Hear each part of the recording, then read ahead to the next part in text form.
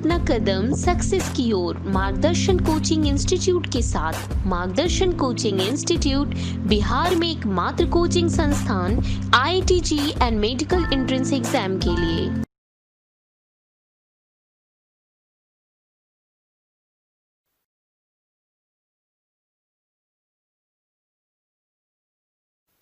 Welcome बच्चों।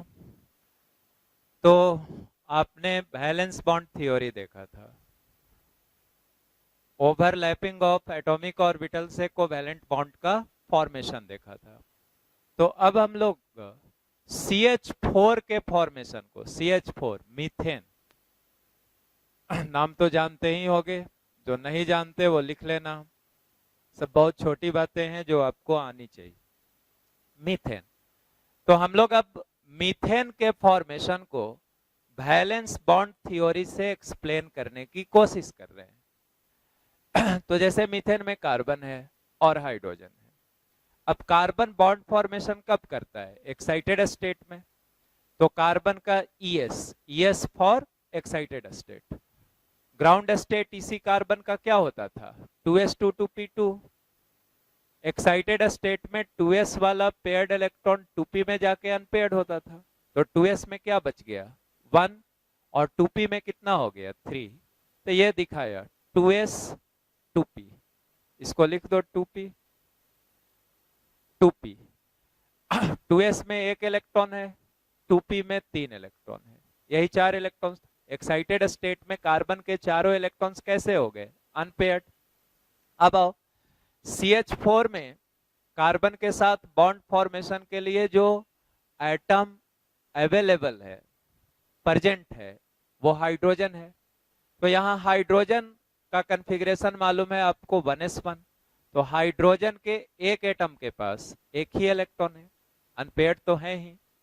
तो ये दिखाया 1s स्फेरिकल शेप, 1s में एक इलेक्ट्रॉन, 1s में एक इलेक्ट्रॉन, 1s में एक इलेक्ट्रॉन, 1s में एक इलेक्ट्रॉन। हाइड्रोजन कितने बार आया था? 4 बार। तो 4 बार हाइड्रोजन लिखा, डन। अब क्या होगा? VBT क्या कहता था कि दो एटम्स के बीच कोवैलेंट बॉन्ड का फॉर्मेशन उनके वैलेंस शेल एटॉमिक ऑर्बिटल्स के ओवरलैप से होता है। तो चलिए एटॉमिक ऑर्बिटल्स का ओवरलैप कीजिए।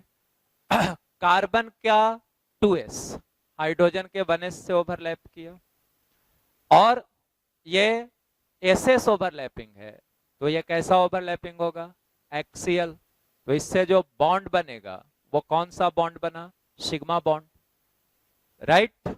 अब फिर आइए, ये एक 2px हुआ, 2py हुआ, 2pz हुआ, राइट। तो अब ये 2px 1s का ओवरलैप, तो 2p और 1s sp ओवरलैपिंग, ये भी एक्सियल हुआ। फिर सिग्मा बॉन्ड, फिर 2py 1s की ओवरलैपिंग, ये भी एक्सियल हुआ। फिर सिग्मा बॉन्ड, और फिर 2pz 1s की ओवरलैपिंग, ये भी एक्सियल हुआ। फिर सिग्मा बॉन्ड। क्योंकि s और p के बीच जो ओवरलैपिंग होती है वो सिर्फ एक्सियल ओवरलैपिंग। तो मतलब CH4 में ये CH4 था, हमको दिख रहा था कि कार्बन हाइड्रोजन के साथ 4 सिग्मा बॉन्ड बनाया है। किन ऑर्बिटल्स के ओवरलैप से बनाया? तो वो दिख गया कि एक बार ये 2s 1s के ओवरलैप से बना, बाकी बार 2p 1s ओवरलैप से बना, और 2p में एक बार 2px 1s ओवरलैप से, दूसरी बार 2py 1s ओवरलैप से, और तीसरी बार 2pz 1s ओवरलैप से, राइट। तो ये 4 सिग्मा बॉन्ड बन गया मीथेन में। अब देखो लिखा है यहां कि if above is considered to be true, अगर ये वैलेंस बॉन्ड थ्योरी सही है, एटॉमिक ऑर्बिटल के ओवरलैप से CH4 में कार्बन हाइड्रोजन बॉन्ड का फॉर्मेशन अगर हो रहा है, तो अगर ये बात सही है, above is considered to be true, इसको सच माना जाए, then the CH bond, carbon hydrogen bond formed by SS overlapping, कहां पे SS ओवरलैपिंग हुआ है? यहां पे, formed by SS overlapping, should be different, DIFFT, different from the CH bond formed by sp overlapping with respect to length and strength. अब आओ इतना समझते हैं। देखो इस चार में से जो एक कार्बन हाइड्रोजन बॉन्ड है वो 2s और 1s, कार्बन का 2s का हाइड्रोजन के 1s के साथ ओवरलैपिंग से बन रहा है, जबकि बाकी तीन जो CH बॉन्ड्स हैं वो कार्बन के 2p का हाइड्रोजन के 1s के साथ ओवरलैपिंग से बन रहा है।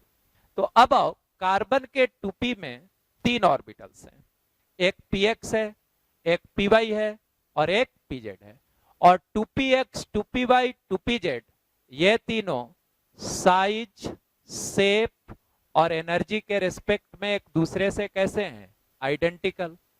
2px, 2py, 2pz, तो these three are identical with respect to shape, size and energy, right? तो 2px 1s या 2py 1s या 2pz 1s के ओवरलैप से जो तीन CH बॉन्ड बने, ये तीनों बॉन्ड लेंथ या बॉन्ड स्ट्रेंथ के रिस्पेक्ट में आइडेंटिकल होंगे, लेकिन चूंकि हमें मालूम है कि 2s की साइज 2p के साइज के बराबर नहीं है, तो जो CH बॉन्ड 2s 1s के ओवरलैप से बना उसकी बॉन्ड लेंथ या bond strength 2p 1s overlap से बनने वाले बाकी CH बॉन्ड के लेंथ या स्ट्रेंथ से आइडेंटिकल नहीं होना चाहिए। यह कब की बात हम लोग कर रहे हो? जब CH4 के फॉर्मेशन को, मतलब CH4 में कार्बन हाइड्रोजन बॉन्ड के फॉर्मेशन को हम वैलेंस बॉन्ड थ्योरी से एक्सप्लेन कर रहे हैं, तो पा रहे हैं कि चार CH बॉन्ड में से एक CH bond 2s 1s overlap से बन रहा है, जबकि बाकी के तीन CH bonds 2p 1s overlap से बन रहे हैं। तो जो 2p 1s ओवरलैप से बन रहे हैं उनका जो लेंथ होगा या स्ट्रेंथ होगा वो तो आइडेंटिकल होगा, लेकिन 2s 1s से बनने वाला जो CH बॉन्ड होगा उसका लेंथ या स्ट्रेंथ 2p 1s से बाकी के बनने वाले तीन CH बॉन्ड के लेंथ या स्ट्रेंथ से आइडेंटिकल नहीं होगा। तो यहां तक आ गए हम लोग। अब आओ, also the bond angle should be 90 degree because of participation of p orbitals in bond formation. तो ये क्या कहा?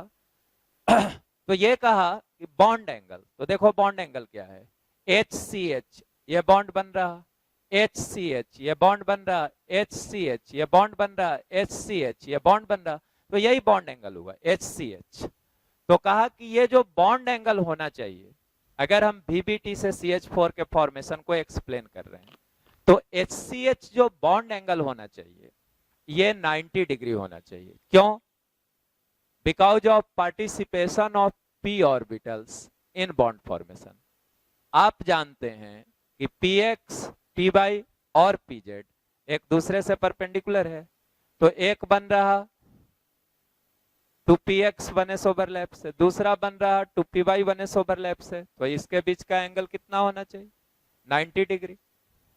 s ऑर्बिटल का शेप तो स्फेरिकल होता है, तो जो HCH बॉन्ड एंगल है वो 90 डिग्री होना चाहिए because of participation of p orbitals in the formation of CH bond. और p ऑर्बिटल्स जो px, py, pz हैं ये म्यूचुअली एक दूसरे के साथ परपेंडिकुलर हैं। तो दो कंक्लूजन होना चाहिए। CH4 को जब हम वैलेंस बॉन्ड थ्योरी के बेसिस पे एक्सप्लेन कर रहे हैं, तो पहला कंक्लूजन ये कि एक जो CH bond 2s 1s overlap से बन रहा है उसकी लेंथ और स्ट्रेंथ बाकी के तीन CH बॉन्ड जो कि 2p 1s ओवरलैप से बन रहे थे से अलग लेंथ और स्ट्रेंथ के होंगे। वो 2p 1s वाले जो तीन थे उन तीनों CH बॉन्ड की लेंथ और स्ट्रेंथ समान होगी, लेकिन 2s 1s ओवरलैप से जो CH बॉन्ड बना उसकी लेंथ और स्ट्रेंथ उनसे डिफरेंट होगी। तो ये पहला कंक्लूजन।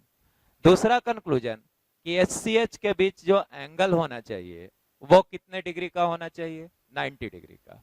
और ये कंक्लूजन किस बेसिस पे निकाला गया, ये मानते हुए कि CH4 का फॉर्मेशन एटॉमिक ऑर्बिटल्स के ओवरलैप से हो रहा, BBT के बेसिस पे। अब आओ आगे लिखा, however experimentally it is observe that, जब CH4 मॉलिक्यूल को एक्सपेरिमेंटली ऑब्जर्व किया गया तो क्या पाया गया, that all 4 CH bonds are identical in length and bond angle is of 109 degree 28 minute. तो जब CH4 को एक्सपेरिमेंटली ऑब्जर्व किया गया तो पाया गया कि सभी 4 CH बॉन्ड की जो लंबाई है वो कैसी है बच्चों, समान है। जबकि BBT के हिसाब से होना यह चाहिए था कि एक CH बॉन्ड जो 2s1s ओवरलैप से बन रहा था उसकी लेंथ या स्ट्रेंथ बाकी के 3 CH बॉन्ड जो 2p और 1s के ओवरलैप से बन रहे थे उनसे अलग होनी चाहिए थी। लेकिन एक्सपेरिमेंटली क्या पाया गया कि चारों CH बॉन्ड की लंबाई सेम है। दूसरी बात यह पाई गई and bond angle is of 109 degree 109 degree 28, ऊपर डैश है मिनट के लिए, तो 109 डिग्री 28 मिनट। और पाया गया कि जो SCH बॉन्ड एंगल है वो भी 90 डिग्री नहीं है, वो कितना है 109 degree 28 minute. 60 minute equals to 1 degree.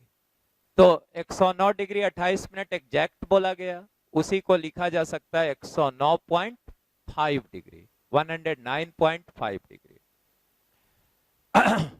तो अब जो VBT हमें बता रहा था, और तो वो गेस्ट क्या बोले कि उनके घर की परंपरा थी कि उन लोगों को जो भी कलर पोरेगा, जो भी रंग पोरेगा वो एक ही कलर का होना चाहिए। और इन बच्चों के घर के परंपरा क्या थी, एक लोटा घर, एक लोटा कलर, एक लोटा रंग, हर गेस्ट को पोरा जाएगा। बट इनके पास अब चारों लोटा में डिफरेंट डिफरेंट कलर्स थे। अब ये चारों थोड़ा प्रेशर में आ गए, दबाव महसूस करने लगे। तब इन लोगों ने आपस में बात किया कि देखो ये 4 डिफरेंट कलर्स हैं, 4 लोटा तो हैं, एक एक लोटा सभी के पास, चारों के पास, तो 4 लोटा हुआ। लेकिन इन लोगों ने कहा कि, गेस्ट ने कहा कि हमें एक ही कलर का रंग पोरना हो, और एक एक लोटा पोरने की इनके घर की परंपरा थी। तो इन लोगों ने आपस में डिस्कस किया कि इसका क्या सॉल्यूशन होगा। तो सॉल्यूशन ढूंढा, कैसा करते हैं, ये चारों जो डिफरेंट कलर्स एक एक लोटा हैं इसको एक बाल्टी में मिक्स कर देते हैं। जब एक बाल्टी में मिक्स कर देंगे तो कितना मिक्स किए थे, 4 लोटा, तो मिक्स होने के बाद भी वो कितना रहेगा, अमाउंट तो वही रहेगा, 4 ही लोटा रहेगा। लेकिन पहले से जो 4 डिफरेंट कलर्स थे वो अब सेम कलर का 4 लोटा रंग प्रिपेयर हो गया, वो सेम कलर का होगा, और उनका कलर पहले वाले कलर से डिफरेंट कलर होगा, मतलब रेड, ग्रीन, येलो, ब्लैक से अलग कलर होगा। तो बच्चों ने वही किया कि वो चारों डिफरेंट कलर को एक बाल्टी में मिला दिया और फिर उनका 4 लोटा सेम कलर का न्यू कलर प्रिपेयर हो गया, उनको पोर दिए, सॉल्यूशन निकल गया। कार्बन के साथ भी कुछ ऐसा ही है, यही कहानी है कि कार्बन को क्या चाहिए, अगर चारों CH बॉन्ड की लेंथ और स्ट्रेंथ आइडेंटिकल होनी है तो कार्बन हाइड्रोजन के साथ जो ऑर्बिटल बॉन्ड बनाने में यूज करे that must be identical with respect to shape, size and energy. और उसके लिए कार्बन को क्या करना पड़ेगा, कार्बन के पास जो डिफरेंट ऑर्बिटल्स थे अगर कार्बन उसे मिक्स कर दे तो मिक्सिंग के बाद इसे 4 सेम शेप, साइज और एनर्जी वाले ऑर्बिटल्स मिल जाएंगे। मतलब जितने ऑर्बिटल्स को मिक्स करेगा कार्बन, मिक्सिंग के बाद भी जितने लोटा रंग को उन्होंने मिक्स किया था उतना ही लोटा रंग उन्हें फिर बाद में मिला था मिक्सिंग के बाद। तो कार्बन भी ऐसा करे कि अपने एक 2s और 3 2p को मिक्स कर दे, तो मिक्सिंग के बाद एक new set of orbitals carbon को मिलेगा और उसकी संख्या, चूंकि कार्बन मिक्स कितना किया था 4 ऑर्बिटल्स को, तो मिक्स करने के बाद भी कार्बन को कितने ऑर्बिटल्स मिलेंगे? 4 मिलेंगे। लेकिन ये 4 पहले वाले मतलब 2s और 2p के रेस्पेक्ट में बिल्कुल न्यू होंगे। तो इसी मिक्सिंग प्रोसेस से carbon 4 new set of orbitals बना सकता है जो आइडेंटिकल होंगे with respect to shape, size and energy. और इसी मिक्सिंग प्रोसेस को क्या बोला जाएगा? हाइब्रिडाइजेशन। तो अब मैं हाइब्रिडाइजेशन को यहां पे एक्सप्लेन किया, बस डिफाइन करने की बात रही। तो डिफिनीशन आ गया कि mixing of atomic orbitals of central atom, generally किसका? सेंट्रल एटम के एटॉमिक ऑर्बिटल्स को मिक्स करने का process to get new set of orbitals identical with respect to shape, size and energy. तो जनरली किसी मॉलिक्यूल में सेंट्रल एटम के valence shell atomic orbital जो बॉन्ड बना रहे थे उन एटॉमिक ऑर्बिटल्स को, वैलेंस शेल एटॉमिक ऑर्बिटल को मिक्स करके न्यू सेट ऑफ ऑर्बिटल्स बनाने के प्रोसेस को क्या कहा जाएगा? Hybridization. Mixing of atomic orbitals of valence shell to get new set of orbitals is called hybridization, and those new orbitals formed are called hybrid orbitals, right? अब इसी बात को आगे लिख लेंगे। और जो एक्सपेरिमेंटल कंक्लूजन आया वो दोनों अलग अलग आ रहा, तो किसको सच माना जाएगा? एक्सपेरिमेंटल वाले को। तो पता चला कि VBT से CH4 के फॉर्मेशन को हम एक्सप्लेन नहीं कर पा रहे हैं। अगर VBT से एक्सप्लेन कर रहे हैं तब जो रिजल्ट हमें मिलना चाहिए था, एक्सपेरिमेंटली ऑब्जर्व करने पे जो रिजल्ट मिल रहा वो उससे डिफरेंट मिल रहा। तो इसका मतलब यह हुआ कि VBT करेक्टली CH4 के फॉर्मेशन को एक्सप्लेन नहीं कर पा रहा। तब लिखा नीचे, hence there arise the need of a new concept called hybridization। इसीलिए एक नए कंसेप्ट की जरूरत पड़ी जिसका नाम क्या हुआ? हाइब्रिडाइजेशन। तो अब हम लोग उस नए कंसेप्ट को VBT जाने। VBT से हमने ये सीखा कि कोवैलेंट बॉन्ड का फॉर्मेशन एटॉमिक ऑर्बिटल्स के, उनके वैलेंस शेल एटॉमिक ऑर्बिटल्स के ओवरलैप से होता है। अब CH4 के फॉर्मेशन को जब हम एक्सप्लेन किए VBT से, और CH4 के एक्सपेरिमेंटल ऑब्जर्वेशन से जो कंक्लूजन आया वो डिफरेंट था। तो इस बेसिस पे हमें समझ में आया कि we need to have a new concept to explain the formation of CH4। अब देखो प्रॉब्लम क्या है। प्रॉब्लम यह है, एक्सपेरिमेंटल फैक्ट ये बता रहा है कि इन चारों CH बॉन्ड की जो लंबाई है वो समान है, जबकि VBT को अगर सच मान के हम ये काम कर रहे हैं, एटॉमिक ऑर्बिटल्स की ओवरलैप करा रहे हैं, तो 2 डिफरेंट सेट ऑफ ऑर्बिटल्स की ओवरलैप हो रही है। एक बार 2s 1s की हो रही है, एक बार 2p 1s की हो रही है। तो ये लंबाई सेम हो नहीं सकती। अब एक्सपेरिमेंटल जो ऑब्जर्वेशन से कंक्लूजन आया वही सही है, मीन्स ये कि चारों CH बॉन्ड की लंबाई सेम है। तो अब तुम सोचो कि क्या ऐसा करना होगा जिससे CH4 में चारों कार्बन हाइड्रोजन बॉन्ड की लंबाई सेम हो जाएगी। आओ सोचते हैं साथ में। देखो, CH बॉन्ड बनाने के लिए हाइड्रोजन द्वारा जो ऑर्बिटल यूज हो रहा वो तो हर बार 1s ही हो रहा। ये चारों के चारों हाइड्रोजन सेम ऑर्बिटल यूज कर रहे हो, 1s ऑर्बिटल, जो कि शेप, साइज, एनर्जी में आइडेंटिकल होगा। तो ये जो बॉन्ड समान होने की बात है वो हाइड्रोजन के साइड से तो समान है, क्योंकि हाइड्रोजन हर बार बॉन्ड फॉर्मेशन में अपना 1s ऑर्बिटल ही यूज कर रहा है, राइट। कार्बन के साइड से दिक्कत है, कार्बन दो different set of orbitals use कर रहा है। एक यूज कर रहा 2s, दूसरा यूज कर रहा 2p। हाँ, 2p में 3 है अलग अलग, लेकिन वो शेप, साइज और एनर्जी के रेस्पेक्ट में आइडेंटिकल है, 2px, 2py और 2pz, राइट।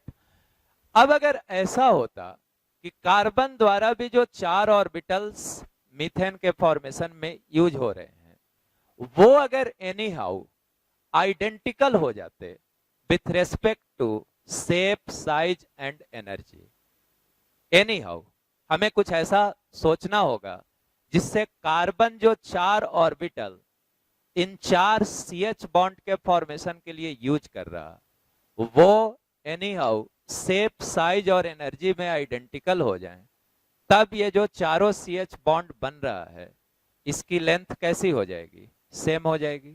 स्ट्रेंथ, जब लेंथ सेम हो जाएगी तो स्ट्रेंथ भी सेम हो जाएगी। मतलब जो एक्सपेरिमेंटल ऑब्जर्वेशन से कंक्लूजन आया था वो मीट हो जाएगा। तो अब हमारी समस्या ये है कि कार्बन कैसे 4 identical set of orbitals CH4 के फॉर्मेशन में हाइड्रोजन के साथ बॉन्ड बनाने के लिए यूज करेगा, राइट। अब आओ एक छोटी सी स्टोरी सुनो। सपोज करो एक बच्चा है, उसके घर में जो भी विजिटर्स आते हैं उसके लिए एक उसके घर का परंपरा है, ट्रेडिशन, कि जो भी घर में आएगा उसको 1 लोटा रंग पोरा जाएगा। लोटा समझते हो? लोटा, तो 1 लोटा रंग पोरा जाएगा। इत्तेफाक से एक दिन उसके घर में 4 विजिटर्स आए। कुछ काम रहा होगा, कुछ बातचीत करने के लिए आए होंगे। चारों लोग इजाजत लेके जिनसे बातचीत करना था उनके साथ बैठे, बातचीत खत्म हुई। जो भी और जो ट्रेडिशन होती है कि किसी के घर में कोई आता है तो उसे नाश्ता पानी कराया जाता है, वो सब उनको भी कराया गया। अब वो जाने के लिए रेडी हुए तो उस घर के 4 बच्चे जो ट्रेडिशन था उसको फॉलो करने के लिए, उसको इंप्लीमेंट करने के लिए, उस ट्रेडिशन को रेडी हो रहे थे। सबने जल्दी जल्दी से, जैसे ही सुना कि अब ये चारों गेस्ट जो आए थे वो जाने वाले हैं, तो सबने जल्दी जल्दी से कलर खोजा। तो पाया कि जो कलर था वो एक एक लोटा था। एक लोटा मान लो कि ब्लैक कलर था, एक लोटा येलो कलर था, एक लोटा ग्रीन कलर था, एक लोटा रेड कलर था। तो 4 डिफरेंट कलर्स उनके घर में थे, येलो, ब्लैक, ग्रीन और रेड। येलो, ब्लैक, ग्रीन और रेड, चारों एक एक लोटा ही था। चारों लोटा में घोर लिए, चारों उसको मिला लिए कलर को पानी में और मिक्स करके रेडी करके लोटा लेके अपने गेट पे आ गए, जहां से उनके यहाँ आए हुए गेस्ट निकलने वाले थे। अब वो जैसे ही आए, बच्चों ने अपना हाथ पीछे किए हुआ था, लोटा को ऐसे पकड़े हुए था। वो जैसे ही आगे आए, बच्चों ने लोटा पीछे से आगे निकाला। और गेस्ट ने कहा कि रुकिए, ये क्या कर रहे हैं? तो कहा कि साहब हमारे घर की परंपरा है कि जो भी विजिटर्स आएंगे उनको जाते समय 1 लोटा रंग पोरा जाएगा। देखिए ये हमारे घर की परंपरा तो नहीं है। तो नहीं साहब, अभी तो आप मेरे घर आए हैं, ये मेरे घर की परंपरा है। तो उन लोगों ने थोड़ा राय विमर्श किया और कहा कि क्या ये परंपरा आप छोड़ नहीं सकते? तो बच्चों ने कहा कि साहब कैसे छोड़ दें, ये परंपरा बरसों से चली आ रही है, हम लोग काफी बच्चे से इस काम को करते चले आ रहे हैं, तो अब आपके लिए छोड़ देंगे तो ये उचित नहीं होगा हमारे घर के लिए। तो कहा कि ठीक है, जब आप लोगों की परंपरा ही है तो आप लोग कीजिए ऐसा, लेकिन हमारे घर के भी परंपरा है कि हम चारों को जो भी रंग पोरेगा वो एक ही कलर का होना चाहिए, चारों पे एक ही कलर का रंग पोरा जाना चाहिए। इनके घर की परंपरा थी कि एक लोटा रंग पोरना है। तो आइए देखते हैं हाइब्रिडाइजेशन को। बहुत इंपॉर्टेंट कॉन्सेप्ट, आपके हर एग्जाम में, हर कॉम्पिटिटिव एग्जाम में सॉरी इसके क्वेश्चंस रहेंगे ही रहेंगे। तो पहले डिफाइन किया, डिफिनीशन को अभी आपको एक्सप्लेन किया था, उसी को लिख दिया है। इंटरमिक्सिंग मीन्स आपस में मिलाना, किसको? ऑफ प्योर एटॉमिक ऑर्बिटल्स, एटी डॉट एटॉमिक, बार बार याद दिला रहे हैं, ऑफ प्योर एटॉमिक ऑर्बिटल्स। तो प्योर एटॉमिक ऑर्बिटल्स को आपस में मिलाना, किसका pure atomic orbitals? Generally of the central atom. तो सेंट्रल एटम के प्योर एटॉमिक ऑर्बिटल्स को आपस में मिलाना।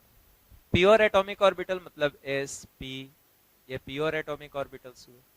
बिफोर बॉन्डिंग, बॉन्डिंग से पहले। किस लिए मिलाना? To produce new identical hybrid orbitals. तो मिला करके प्रोड्यूस किया जाएगा, बनाया जाएगा न्यू आइडेंटिकल हाइब्रिड ऑर्बिटल्स। जो नए ऑर्बिटल्स बनेंगे उन्हें क्या बोलेंगे? Hybrid orbitals. Specially for bonding purpose, जो कि मुख्य रूप से किस लिए बनाए जाएंगे? बॉन्डिंग के पर्पस के लिए, इज कॉल्ड हाइब्रिडाइजेशन। तो बातें आपको पहले ही एक्सप्लेन कर दी थी सारी, अब यहां पे डेफिनेशन को लिख दिया। Intermixing of pure atomic orbitals generally of the central atom, मतलब सामान्य तौर पे सेंट्रल एटम के प्योर एटॉमिक ऑर्बिटल को आपस में मिलाते हैं। बिफोर बॉन्डिंग, किस लिए? To produce new identical hybrid orbitals, new identical hybrid orbitals specially for bonding purpose is called hybridization. तो आप अगर इतना पूरा सेम टू सेम नहीं याद कर पाते तो ऐसे याद रखो कि हाइब्रिडाइजेशन कोई पूछे या तुम्हें खुद समझने के लिए, तो हाइब्रिडाइजेशन क्या है? Intermixing of pure atomic orbital of central atom. किस लिए? To produce new set of identical orbitals called hybrid orbitals, is called hybridization. Right? अब आओ हाइब्रिडाइजेशन के इंपॉर्टेंट पॉइंट्स को लिखा है, एक एक करके सभी को एक्सप्लेन करते हैं। तो फर्स्ट लिखा, it is a hypothetical concept, मतलब हाइब्रिडाइजेशन का जो कंसेप्ट है ये कैसा है? Hypothetical concept. सेकंड लिखा, only those orbitals can take part in hybridization, मतलब जिन प्योर एटॉमिक ऑर्बिटल्स को आप इंटरमिक्सिंग कर रहे हैं वो कैसे ऑर्बिटल्स होंगे उसके बारे में बतलाया जा रहा। तो कहा कि only those orbitals can take part in hybridization which have comparable energy, means जिनकी एनर्जी डिफरेंस बहुत ज्यादा ना हो। तो सिर्फ ऐसे ऑर्बिटल्स का इंटरमिक्सिंग किया जाएगा जिनकी एनर्जी डिफरेंस बहुत ज्यादा ना हो। So the orbital of the central atom undergoing hybridization must have the same principal quantum number। कहा कि इसीलिए जनरली सेंट्रल एटम के जिन एटॉमिक ऑर्बिटल्स को मिक्स करते हैं they must have same principal quantum number, और प्रिंसिपल क्वांटम नंबर से आप परिचित हो। और maximum a difference, DIFF dot difference, सुन लिए, ऑफ यूनिटी, या तो वो सेम प्रिंसिपल क्वांटम नंबर वाले हों या ज्यादा से ज्यादा प्रिंसिपल क्वांटम नंबर में डिफरेंस 1 का हो, 1 का हो। जैसे लिखा है 4s और 3d, यहाँ प्रिंसिपल क्वांटम नंबर 4 है, यहाँ प्रिंसिपल क्वांटम नंबर 3 है। तो या तो सेम प्रिंसिपल क्वांटम नंबर वाले एटॉमिक ऑर्बिटल को मिक्स किया जाएगा, नहीं तो ऐसे को भी समटाइम्स मिक्स किया जाएगा जिनमें प्रिंसिपल क्वांटम नंबर का डिफरेंस 1 का हो, जैसे 4s और 3d। तो कहने का मतलब यह था, मोटे तौर पे आप ऐसे याद कर लो कि हाइब्रिडाइजेशन के प्रोसेस में कंपैरेबल एनर्जी वाले एटॉमिक ऑर्बिटल्स को मिक्स किया जाएगा। और इसका मीनिंग ये हुआ कि जनरली सेंट्रल एटम के उन एटॉमिक ऑर्बिटल्स को मिक्स किया जाता है जिनकी प्रिंसिपल क्वांटम नंबर सेम हो या ज्यादा से ज्यादा एक का डिफरेंस हो। अब आइए थर्ड पॉइंट पे, लिखा the number of hybrid orbitals generated. अभी आपको समझाया था कि जैसे 4 लोटा हम लोगों ने डिफरेंट कलर को बाल्टी में मिक्स कर दिया, बकेट में मिक्स कर दिया। तो अब बकेट से निकालेंगे तो मिक्स करने के बाद जो न्यू कलर बना वो भी कितना बना होगा, 4 लोटा ही बनेगा।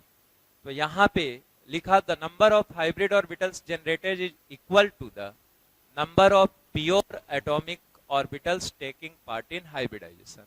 मतलब मिक्सिंग के वक्त आपने जितने एटॉमिक ऑर्बिटल्स को मिक्स किया था, मिक्सिंग के बाद आपको उतना ही हाइब्रिड ऑर्बिटल्स मिलेगा। तो क्या बोला मैंने, बिल्कुल सेट कर लीजिए। मिक्सिंग के वक्त जितने प्योर एटॉमिक ऑर्बिटल्स को आपने मिक्स किया था, मिक्सिंग के बाद उतने ही आपको हाइब्रिड ऑर्बिटल्स मिलेंगे। अब आइए फोर्थ पॉइंट में, ऑल थ्री लिखा है टाइप्स ऑफ ऑर्बिटल्स।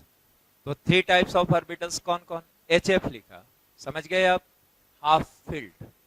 FF लिखा, इसके लिए फुल फिल्ड और वैकेंट। तो यही 3 टाइप के ऑर्बिटल्स हो सकते हैं। चाहे तो किसी ऑर्बिटल में 2 इलेक्ट्रॉन रहेगा, मैक्सिमम एक ऑर्बिटल में 2 ही रह सकता है अपोजिट स्पिन के साथ। तो अगर 2 है तो वो फुल फिल्ड है, अगर 1 है तो हाफ फिल्ड है, और अगर कोई इलेक्ट्रॉन नहीं है तो कैसा है, वैकेंट, मतलब खाली। तो कहा कि all 3 types of orbitals, half filled, full filled, vacant, can take part in hybridization. तो तीनों तरह के ऑर्बिटल्स हाइब्रिडाइजेशन में भाग ले सकते हैं, हाफ फिल्ड भी, फुल फिल्ड भी, वैकेंट भी।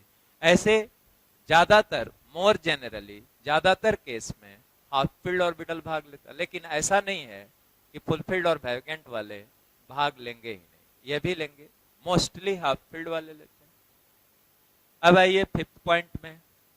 तो फिफ्थ पॉइंट लिखा the hybrid orbital generated will be represented as.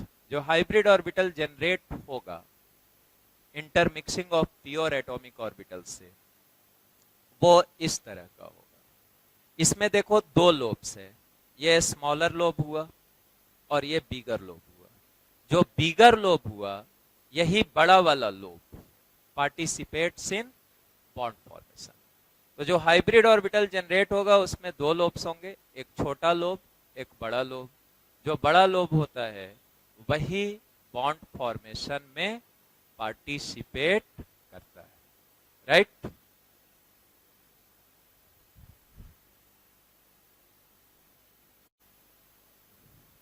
तो 6th पॉइंट को देखते हैं। तो 6 में लिखा the hybrid orbitals are generated for bonding purpose.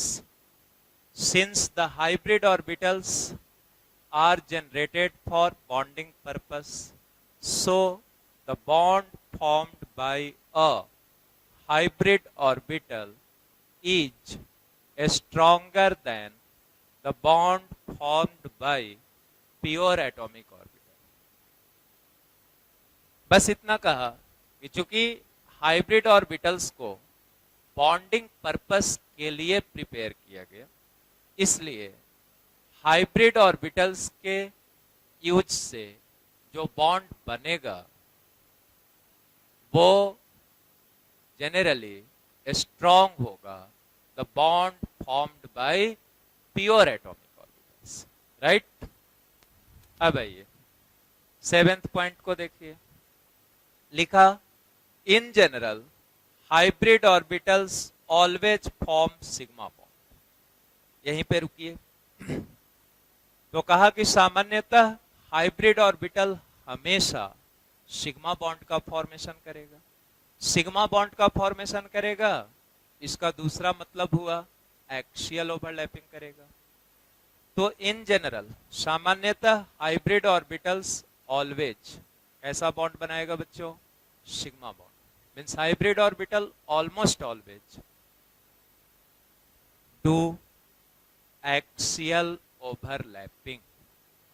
अब आगे वाले पार्ट को पढ़िए, व्हाइल अनहाइब्रिडाइज्ड एटॉमिक ऑर्बिटल्स। तो यहां एक टर्म लिखा गया अनहाइब्रिडाइज्ड एटॉमिक ऑर्बिटल्स। तो ये क्या होता है इसको पहले जान ले। आगे लिखा है फॉर्म पाई बॉन्ड। तो कहा गया कि हाइब्रिड ऑर्बिटल तो हमेशा एक्सियल ओवरलैप करेगा और सिग्मा बॉन्ड बनाएगा, लेकिन जो अनहाइब्रिडाइज्ड एटॉमिक ऑर्बिटल होगा वो पाई बॉन्ड बनाएगा। पाई बॉन्ड कैसे बनता वो आपको पता है, लैटरल ओवरलैप से।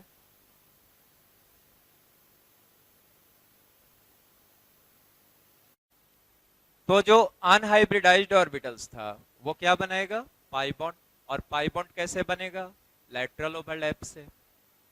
अब आइए ये समझिए कि अनहाइब्रिडाइज्ड ऑर्बिटल्स किसे कहेंगे, तो इसको आराम से समझिए।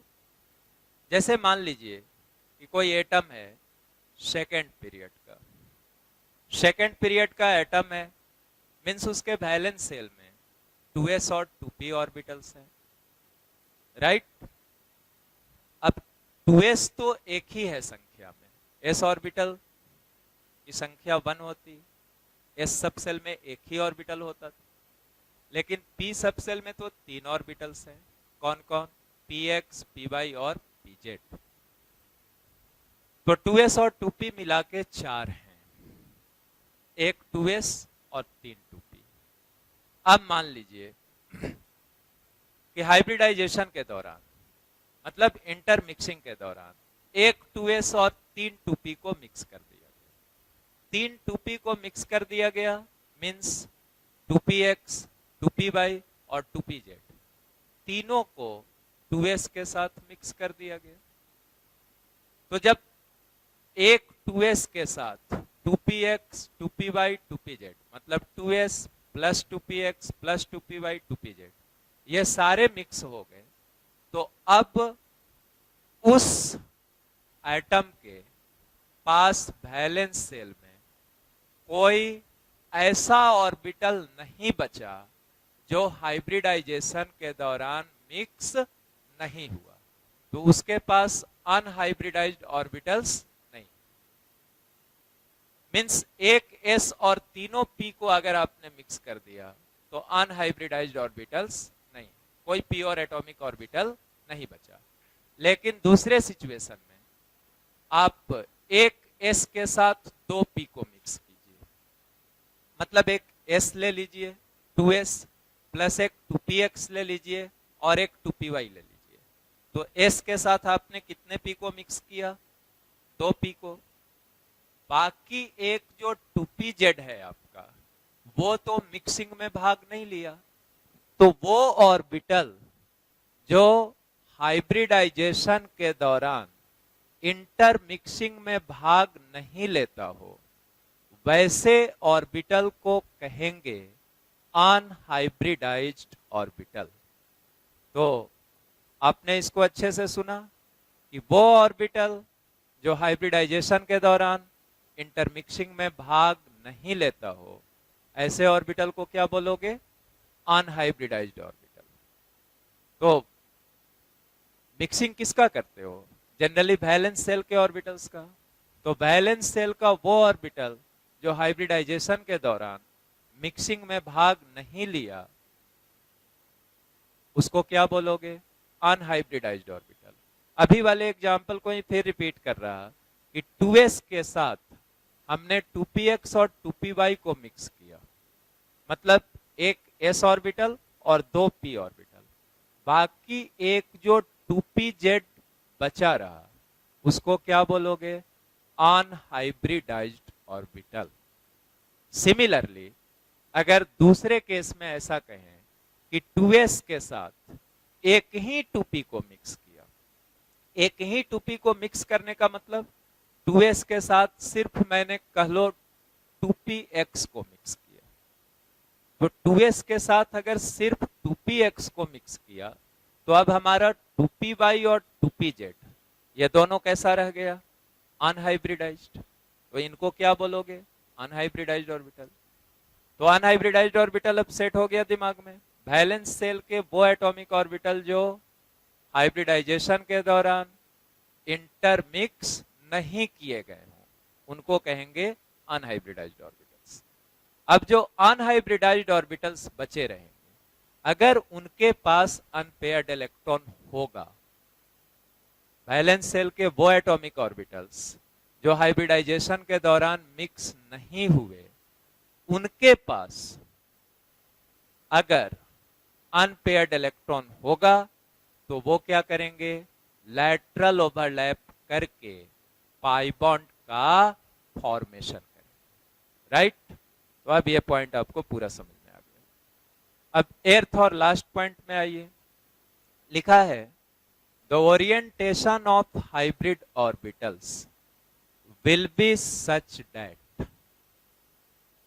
there is minimum repulsion between the hybridized orbitals। समझते हैं इसको? जैसे मान लो कि 2s के साथ 3 2p को मिक्स किया गया। एक 2s था, एक 2px था, एक 2py था, एक 2pz था। इन चारों को मिक्स कर दिया गया। तो आपने कितने एटॉमिक ऑर्बिटल्स को मिक्स किया? 4 एटॉमिक ऑर्बिटल्स को। और 4 एटॉमिक ऑर्बिटल्स को मिक्स करने से कितने हाइब्रिड ऑर्बिटल्स मिले? 4। तो अब ये जो 4 हाइब्रिड ऑर्बिटल्स मिले वो एक ही एटम के थे और वो आपस में एक दूसरे से ऐसे ओरिएंटेड होंगे जिससे उनके बीच लगने वाला रिपल्सन मिनिमम हो। तो इंटरमिक्सिंग करने पे atomic orbital, pure atomic orbital का इंटरमिक्सिंग करने पे जितने एटॉमिक ऑर्बिटल को आप इंटरमिक्स किए हो उतना हाइब्रिड ऑर्बिटल मिलेगा। अब वो हाइब्रिड ऑर्बिटल्स में भी इलेक्ट्रॉन्स है तो वो एक दूसरे से ऐसे ओरिएंटेड रहेगा जिससे उनके बीच लगने वाला रिपल्सन मिनिमम हो। तो ये सारे पॉइंट्स थे hybridisation. Right?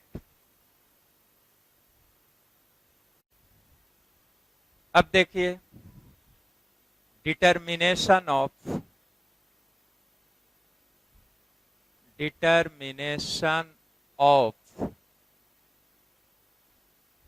Steric number.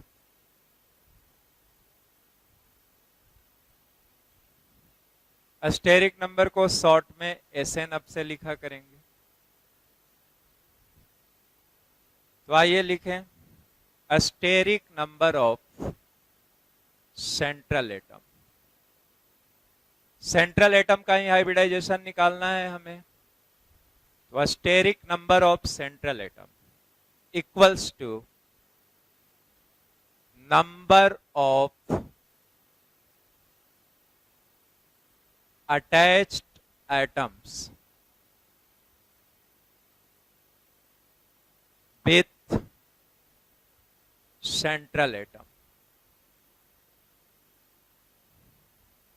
plus number of lone pair LP lone pair on central atom। तो इसको आप बॉक्स में भी रख ले सकते हैं। इसको मैं अभी याद करा देता हूं। कहा कि सेंट्रल एटम का स्टेरिक नंबर निकालना, SN फॉर स्टेरिक नंबर। तो उसके लिए क्या करना होगा? आप जो भी मॉलिक्यूल या आयन दिया हुआ है उसका लेविस स्ट्रक्चर ड्रॉ कर लीजिए। लेविस स्ट्रक्चर ड्रॉ करने से आपको यह दिख जाएगा कि वहां अटैच्ड एटम्स कितने हैं सेंट्रल एटम के साथ। अटैच्ड एटम कहने का मतलब वो एटम्स जो सेंट्रल एटम से डायरेक्टली लिंक्ड हैं, डायरेक्टली जुड़े हों। तो सेंट्रल एटम से डायरेक्टली जुड़े एटम्स को गिन लीजिए, लेविस स्ट्रक्चर ड्रॉ कीजिए। सेंट्रल एटम से डायरेक्टली लिंक्ड एटम्स को काउंट कर लीजिए और प्लस सेंट्रल एटम पे मौजूद लोन पेयर को काउंट कर लीजिए। इन दोनों को जोड़ देने से क्या मिल जाएगा? Steric number. अब डिफरेंट अस्टेरिक नंबर के केस में हाइब्रिडाइजेशन को देखेंगे। तो मान लीजिए सेंट्रल एटम का steric number S NO dot लिख देते हैं, या एस एन ही लिखिए, यहाँ पे एस एन लिखे हैं। तो एस एन इक्वल्स टू 2 आया। सेंट्रल एटम का स्टेरिक नंबर 2 अगर आया तो इसका मतलब हुआ sp हाइब्रिडाइजेशन। sp हाइब्रिडाइजेशन कब? स्टेरिक नंबर 2 आने पे। sp का क्या मतलब हुआ, थोड़ा फिर मैं समझा देता हूं। एक s के साथ एक p मिक्स हुआ है। एक p कहने का मतलब इधर px और py और pz। तो किसी सेल के s ऑर्बिटल के साथ उसी सेल का px और py और pz में से एक मिक्स हुआ, तब उसको कह दिए sp हाइब्रिडाइजेशन। और थोड़ा चर्चा कीजिए। अगर हाइब्रिडाइजेशन sp है तो s के साथ एक ही p की मिक्सिंग हुई है, और जब s के साथ एक ही p मिक्स हुआ है तो दो p ऑर्बिटल्स, मान लो कि s के साथ px मिक्स हुआ, तो जो py और pz बच गए इनको कहोगे अनहाइब्रिडाइज्ड ऑर्बिटल्स, राइट। अब नेक्स्ट लिया अस्टेरिक नंबर इक्वल्स टू 3। तो अस्टेरिक नंबर अगर 3 है तब हाइब्रिडाइजेशन हो गया sp2। देखो यहां पे कितना आया था? 3। यहां से जोड़ो, एक s हुआ और 2 p हुआ, तो 1 + 2 मिलके कितना हो गया? 3। sp2 कहने का मतलब हुआ sp2 हाइब्रिडाइजेशन। इसका मतलब हुआ कि एक s के साथ 2 p ऑर्बिटल्स को मिक्स किया गया, मतलब you can say s + px + py। ये एक कॉम्बिनेशन हुआ। दूसरा कॉम्बिनेशन कोई कह सकता था s + px + pz। तीसरा कॉम्बिनेशन कोई कह सकता था s + py + pz। ये जरूरी नहीं कि जो 2 p मिक्स हुआ वो px और py ही हो। बस इतना कि s के साथ कोई 2 p मिक्स हुआ, वो px py भी हो सकता, py pz भी हो सकता, या px pz भी हो सकता। अब और एक बात समझिए कि जब sp2 हाइब्रिडाइजेशन हुआ तो s के साथ आपका 2 p मिक्स हो गया। तो 2 p मिक्स होने के बाद मान लो कि px और py s के साथ मिक्स किए, तो pz जो बच गया वो क्या कहलाएगा? Unhybridized orbital, right. अब आइए asterisk number equals to 4। This implies sp3 hybridization. यहां पे कितना था? 4। गिनिए, एक s हुआ, s तो हमेशा s ऑर्बिटल की संख्या 1 होगी, और p कितना मिक्स हुआ है? 3। तो जितना अस्टेरिक नंबर है ऑर्बिटल्स की संख्या जोड़ने पे उतनी ही आनी चाहिए। तो 1 + 3 4। और अब आप समझने भी लगे होंगे, तो ये 4 हो गया। अब s के साथ px + py + pz, ये तीनों p मिक्स हो गए s के साथ, तब sp3 हाइब्रिडाइजेशन हुआ। और यहां कोई भी p अनहाइब्रिडाइज्ड नहीं है। अब नेक्स्ट लीजिए asterisk number equal to 5। This implies sp3d hybridisation.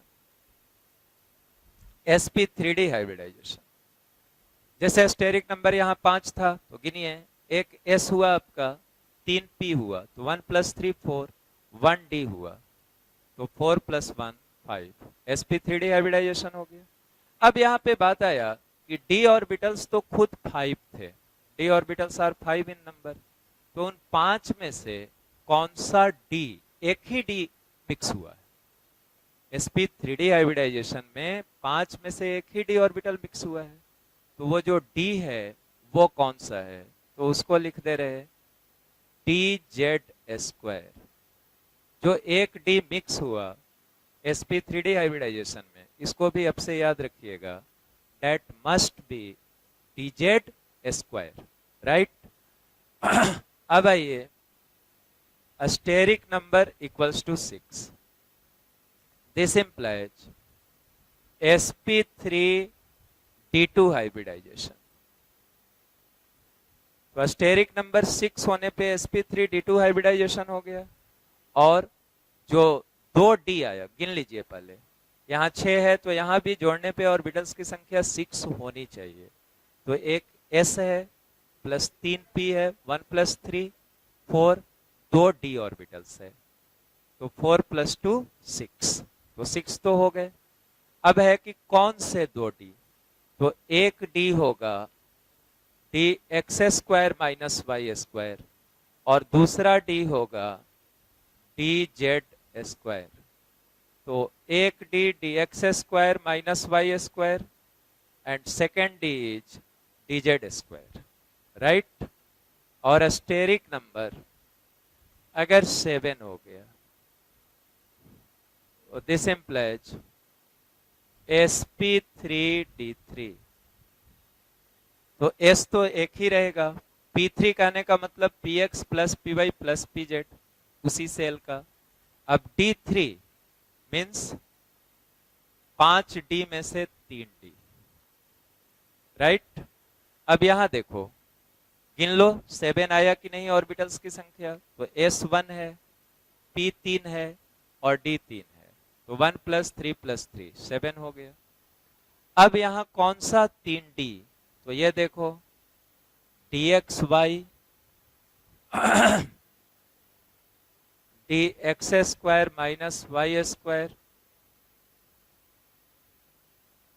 And dz²,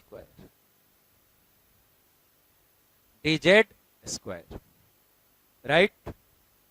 तो sp3d में जो 3d ऑर्बिटल्स मिक्स हुए थे वो कौन से, dxy dx² - y² and dz²।